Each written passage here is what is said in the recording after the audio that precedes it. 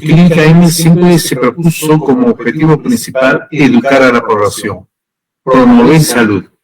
Después de que promovamos salud, nos permite prevenir la salud. Y nuestro tercer paso es el diagnóstico temprano. Con esta charla, nosotros damos, pues, una vez más cumplimiento a nuestro sueño, educar a la población en general. En este caso, nos han propuesto hablar algo sobre el cáncer de próstata. Bueno, el cáncer de próstata es un cáncer que año a año aumenta en su incidencia en la población en general. Y se debe a numerosas causas. Primero, porque obviamente el promedio de vida ha mejorado con los cuidados médicos, las nuevas terapéuticas, el nivel que antes estaba en 60 años, 70 años, hoy por hoy en muchas ciudades está entre los 75 y 80 años. Y el cáncer de próstata tiene un lugar trascendente en cuanto a lo que es incidencia y mortalidad. Por ejemplo, se supone que durante la vida de los varones, 1 de cada 8 va a tener cáncer de próstata durante toda la extensión de su vida. Y en la incidencia nosotros vemos que cuando tomamos a la población mayor de 50 años, es la primera causa de cáncer. Y cuando tomamos a la población en general, sería la segunda causa de cáncer. Por ello, y dado el aumento de la frecuencia de esta enfermedad, es que nos permitimos tocar algunos temas. Primero, ¿cuáles son las causas del cáncer de próstata? Realmente una causa directa que podríamos asignarla no hay, pero tenemos algunos conceptos indirectos. Por ejemplo, un punto importante son los antecedentes de tipo familiar. Si yo tengo familiares que han tenido cáncer de próstata, tengo sin lugar a dudas que cuidarme con mayor frecuencia que aquellos que no lo han tenido. Segundo, es obvio la edad. A mayor edad, mayor incidencia del cáncer de próstata. Podemos decir que cuando se cumple más allá de los 80 años, la mayor parte, el 80% de la población va a tener en algún nivel cáncer de próstata, de inicio o en estadios intermedios o avanzados. Sin embargo, como es un cáncer que en la mayor parte de los casos tiene una evolución lenta y progresiva, hace que, más de una vez, dada la edad, sean otros los factores causales de muerte y no justamente este tipo de neoplasia. Después de haber visto los antecedentes hereditarios, la edad, la raza, quizás en nuestra nación esto tiene no tanta importancia como en otros países en los cuales la población de raza de color tiene un porcentaje importante y nos hemos dado cuenta que la raza de color tiene mayor incidencia que las otras razas en general. Seguimos con esto y es la obesidad. Esto sí es algo que quiero remarcar. Cada vez vemos gente más obesa, con mayor aumento de peso, lo cual da lugar a que acumulen un panículo adiposo que excreta, forma un conjunto de sustancias de carácter hormonal, de carácter bioquímico, que funciona como un factor inflamatorio de carácter crónico.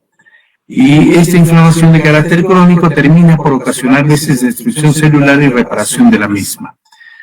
En últimos estudios se ha observado que hay en el tejido graso es capaz de formar 5 sustancias hormonales que incitan a la reproducción celular y disminuyen o suprimen la acción de los factores que controlan la reproducción de las células.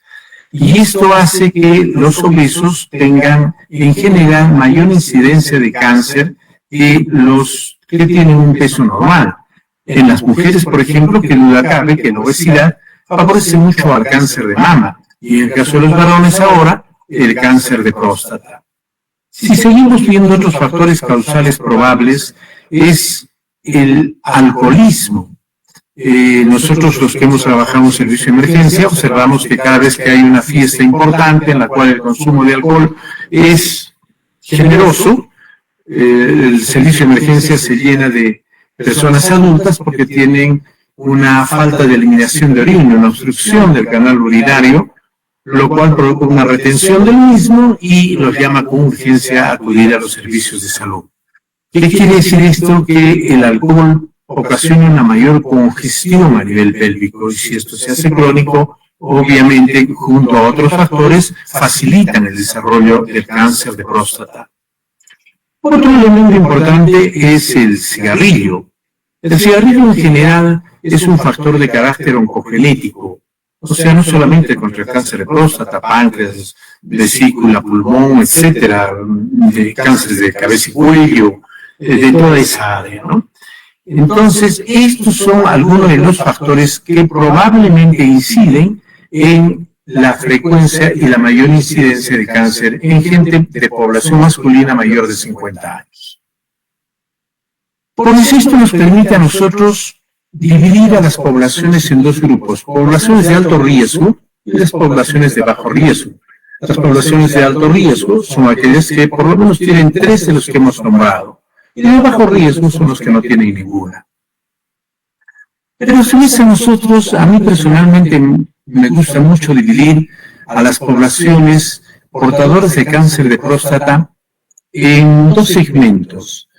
Aquellos que nos dedicamos, llevados por los datos de alto riesgo, a hacer estudios con mayor incidencia o frecuencia, y un tipo especial de estudios en aquellos que tienen alta frecuencia de cáncer versus los que no la tienen. Por ejemplo, a partir de los 50 años, todo paciente masculino debería hacerse un PSA anualmente. Si es de alta incidencia, debería acompañarse de una ecografía de próstata, porque cuando nosotros hablamos del tracto rectal, estamos hablando ya de un cáncer, llamémosle clínicamente detectable. Pero vuelvo a repetir, el sueño nuestro no es encontrar un cáncer que lo palpemos a través del tracto rectal. Es detectarlo cuando a uno se lo palpa. Y en esto le damos especial importancia en las poblaciones de alto riesgo, en los cuales les tomamos su PSA, su ecografía, y cuando esto nos dan alterado, vamos directamente a una resonancia multiparamétrica.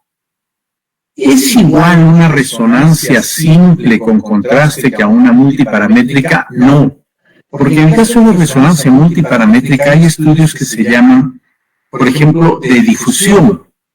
Estos estudios de difusión permiten detectar en el órgano la anatomía muy clara a través de la irrigación del mismo y que nos permiten detectar tumores menores de 5, 6 milímetros, o sea, tumores de 3, 4 milímetros. Es más, en este estudio multiparamétrico podemos dosar la colina. Equipos modernos, como en el caso de un resonador 3 Tesla que tenga un software tipo 5 vía, nos permite pues a nosotros detectar estos tumores incluso solamente por el aumento de la colina. Tenemos que ser cuidadosos en cuanto a lo que nosotros solicitamos. Otro dato, por ejemplo, de esta multiparamétrica es la perfusión. En la perfusión, cuando uno inyecta una sustancia de contraste, permite ver en la próstata los lugares donde mayormente se concentra. Entonces, sí podemos llegar a tumores menores de 5 milímetros con un estudio de resonancia multiparamétrica realizado con el proceso de singovía. Hemos tenido varios casos en los cuales la sospecha era mínima de que pudiese haber un cáncer en la próstata, sin embargo la elevación de la colina nos decía que era casi con seguridad. Cuando los hemos observado en el tiempo, hemos podido demostrar que efectivamente estos pacientes desarrollaron cáncer de próstata. Y tenemos la otra, los pacientes que desarrollan, digamos, un cáncer de próstata, pero que se hace el diagnóstico ya mediante el PSA, mediante la ecografía y por fin el tacto rectal. O sea, cuando ya lo palpamos a través del recto, quiere decir que es un tumor mayor de 1 centímetro. Este estudio del tacto rectal, si bien es cierto que es un poco molesto, pero sí nos permite en forma objetiva, digitalmente, observar el tamaño del tumor, la consistencia, si es uno o es múltiple, si está en uno o en ambos lóbulos. Pero sí yo quiero señalar firmemente que en las poblaciones de alto riesgo tenemos que hacerles un seguimiento cercano con PSA, ecografía, y si estos son positivos, irse a la resonancia multiparamétrica de la próstata. En los otros casos, ya en los que ya supuestamente están más avanzados, el tacto rectal es un factor también de importancia. Hecho diagnóstico, muchas veces el paciente, dado que consulta, su síntoma principal es porque observa de que el chorro miccional de la orina ha disminuido en el calibre y en la fuerza. ¿Por qué? Porque prácticamente se están orinando a la punta de los zapatos. 2, la frecuencia. En la noche despiertan cada 2-3 horas porque tienen que ir a orinar, pero no vacían totalmente la vejiga, porque está obstruido el conducto que atraviesa, la uretra que atraviesa la próstata. Y entonces, pues, evacúan un poco, parte, nuevamente filtra el riñón, les da ganas de orinar y están cada 2-3 horas orinando por la noche y en el día igual. Entonces, esta es la sintomatología que mayormente los pacientes manifiestan en su consulta. Otro de los signos, por ejemplo, es el ardor al orinar. Se observan que después, o durante el acto de misionar, llevan un ardor fundamentalmente en la parte final de la uretra cerca del pene. Otros, que ya eso sí, realmente preocupa enormemente cuando tienen hematuria, o sea, la presencia de sangre en la orina. Es otro medio por el cual nos consultan. Otro, en casos más avanzados, tienen problemas de dolor a nivel perineal. El dolor se debe probablemente a la expansión, ya en casos avanzados, y toma de algunos ramos nerviosos. Otros aún hemos visto que nos han llegado, más raros para suerte nuestra, es que tienen hasta dificultades para evacuar. ¿Por qué? Porque están ocluyendo parte de la pared anterior del recto que la ocluyen a la luz rectal y eso les dificulta evacuar. Estos síntomas, ya hablamos de casos más avanzados que realmente de eso no da ganas ni de tocarlos, es el dolor en los huesos. Y esto se debe generalmente a que el tumor ya se ha sembrado a los huesos, especialmente a los huesos de la pelvis y a los huesos de la columna. Sí, pues son síntomas que nos consultan y vienen pues con un problema de columna. Y cuando vemos, encontramos lesiones de carácter blástico, o sea, productor de hueso, o veces lítico, más rara vez, que nos incitan a pensar en una probabilidad de cáncer de próstata. El cáncer de próstata es un cáncer que diagnosticado, obviamente el único medio de diagnóstico final, objetivo y definitivo, es que detectado el tumor es la biopsia. Y la biopsia se hace por vía transrectal o por vía perineal. Uno tiene que llegar con el máximo de seguridad, porque es un procedimiento que, si bien es cierto que llevado en manos experimentadas tiene un bajo riesgo, pero algunas veces ocasionan graves consecuencias. Yo me acuerdo mucho de un paciente que tenía un tumor de 6 milímetros, le hicieron en un centro una biopsia. El cónyuge secundario a ello tuvo una septicemia y estuvo en terapia intensiva por cerca de 15 días y casi fallece. Sí, pues hay algunos riesgos. Por eso es de que la gente que hace este tipo de procedimientos debe tener la aptitud y la destreza necesaria para evitar sus complicaciones. Pero el diagnóstico final, en conclusión, la da la biopsia. Hecho esto, todo paciente en el cual se sospecha una neoplasia debe tener los estudios de extensión. Esto lo vemos cuando son tratados por especialistas no oncólogos, frecuentemente van y tratan de solucionar el problema de carácter obstructivo, doloroso, etcétera, o la hematuria que ha ocasionado, y no han solicitado estudios de extensión. Y resulta que después de que se dan cuenta que han operado una próstata, etcétera, el paciente está lleno de metástasis, o sea, siembra del tumor a la columna vertebral, al hueso ilíaco. Hemos visto en algunos casos en las partes proximales de las articulaciones, más rara vez, pero en la columna muy frecuentemente.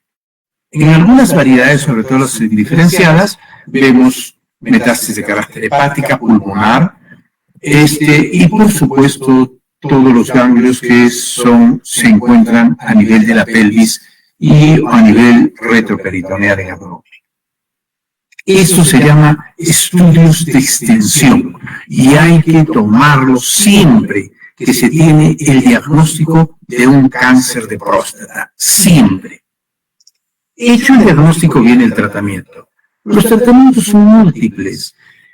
A mí me da mucha tristeza cuando veo que un centro donde tienen todos los medios de terapéuticos como es la cirugía, la radioterapia, la quimioterapia, inmunoterapia, etcétera, se les obligue al paciente a recibir un tipo de tratamiento que de repente lo tienen por protocolo, pero que el médico debe ofrecer alternativas ante un objetivo con resultados parecidos, ¿no? Por ejemplo, mucha gente no quiere que se le haga cirugía. Muy bien, tenemos la radioterapia, que tiene los mismos resultados.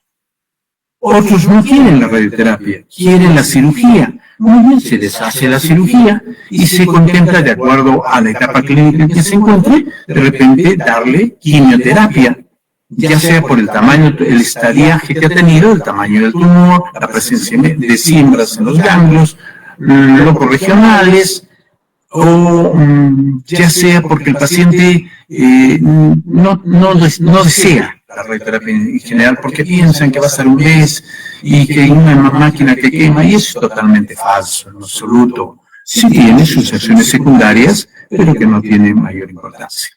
La cirugía, cuando se realiza, debe ser con carácter radical. Y esto obviamente la tienen que realizar médicos preparados en realizar cirugías, prostatectomías de carácter radical. Significa erradicar la totalidad de la próstata más los ganglios aledaños. La quimioterapia juega un rol también importante. Perdón, me estaba olvidando. Dentro de la radioterapia hay lo que se llama la braquiterapia. ¿Qué es la braquiterapia? Es aplicar pues determinado tipo de elementos radioactivos, como son agujas, semillas, dentro de la próstata y que puede destruirlas, todo lo que constituye el tumor a nivel local solamente, ¿no? La braquiterapia. Hay también, por ejemplo, aplicaciones de estroncio o algunas sustancias radioactivas para metástasis que están en columna. Es una diversidad. Entonces tenemos cirugía, radioterapia que constituye la teleterapia cuando lo ponen un acelerador y de distancia lo radian, o la braquiterapia cuando es aplicada localmente.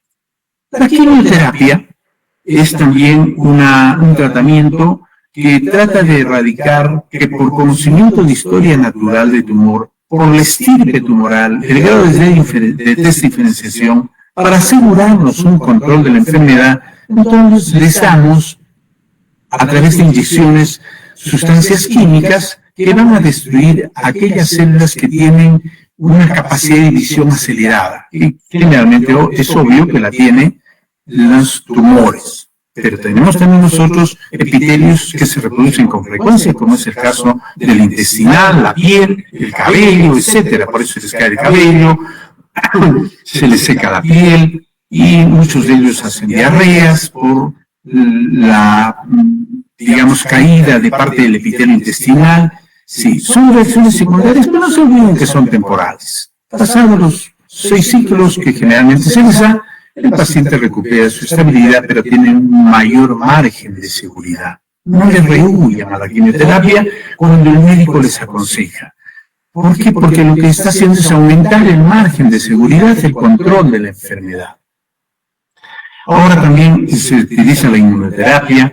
Ya son tratamientos un poco más costosos, más selectivos, con menos efectos secundarios, pero que también los tienen, en las cuales mediante, digamos, elementos que se fijan en los receptores androgénicos o en determinadas sustancias químicas dentro de la célula neoplásica, logran controlar a la enfermedad.